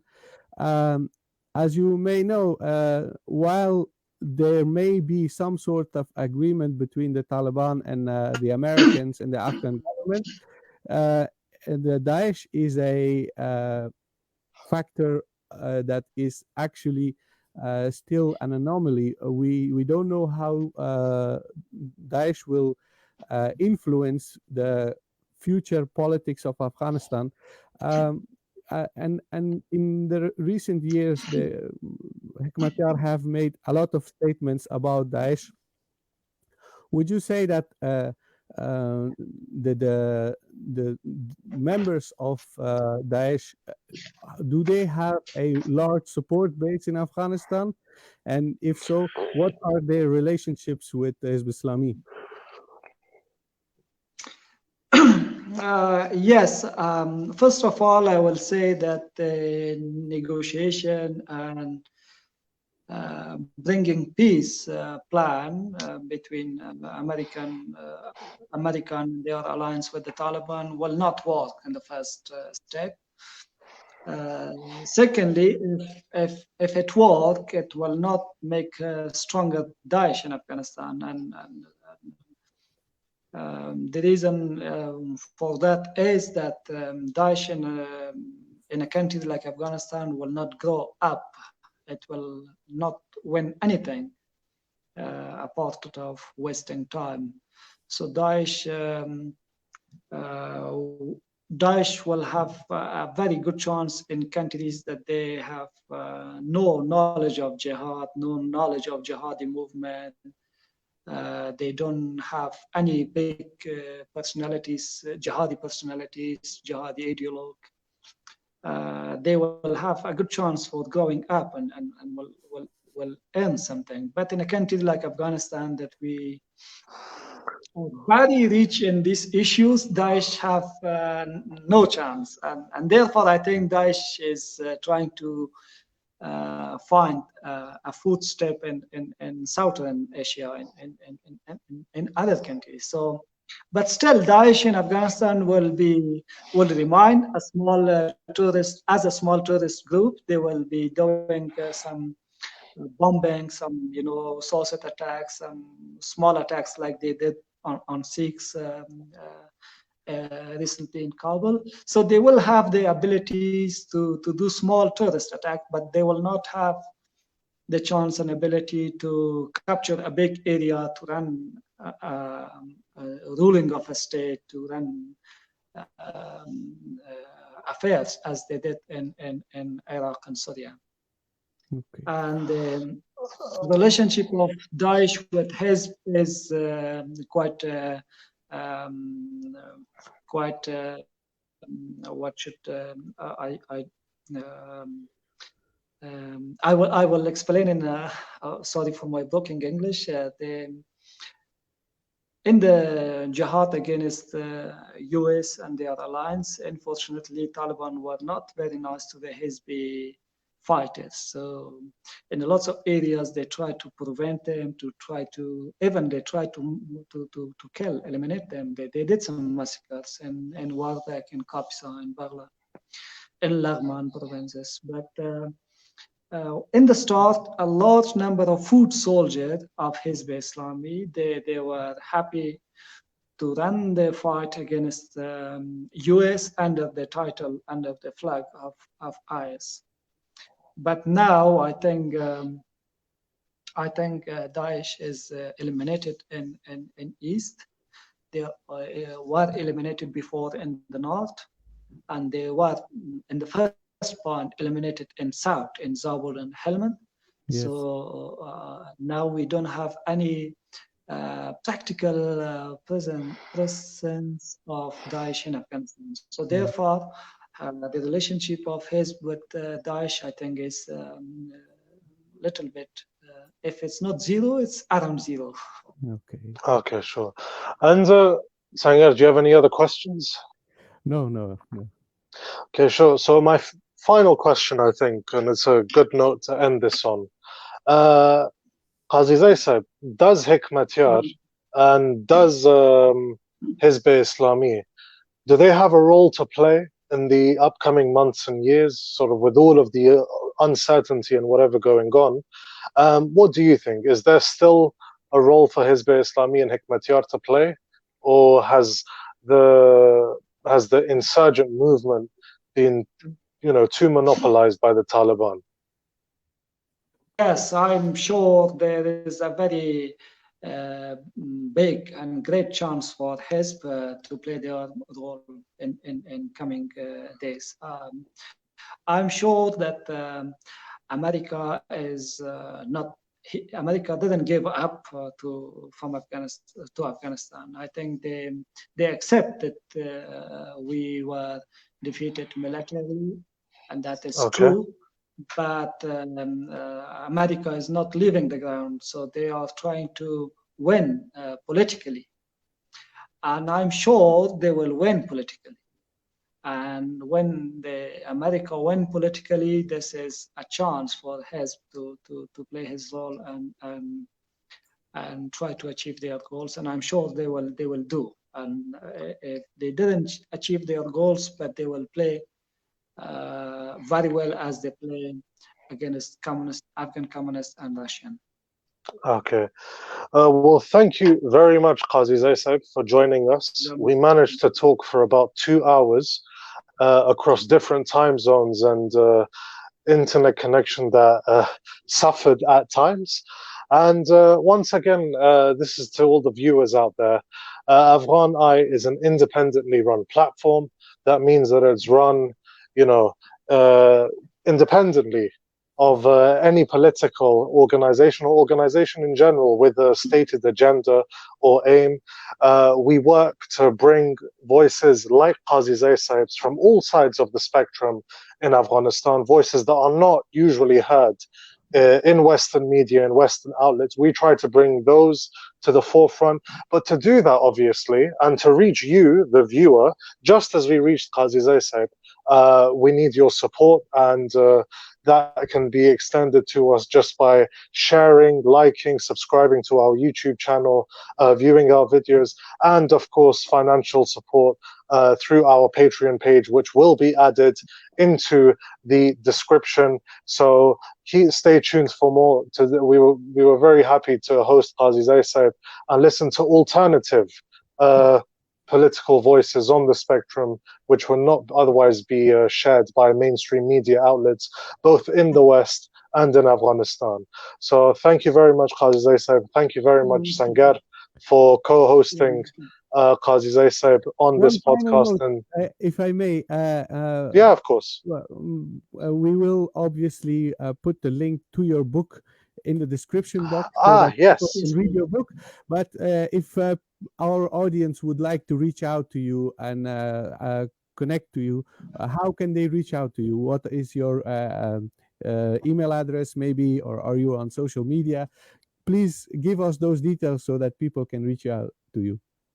Oh, thank you very much, Sangar Saib. Yes, I have active email address, and I have official Twitter account that anyone who is interested to get in touch or learn about the book, I will be available through Twitter and my email, inshallah.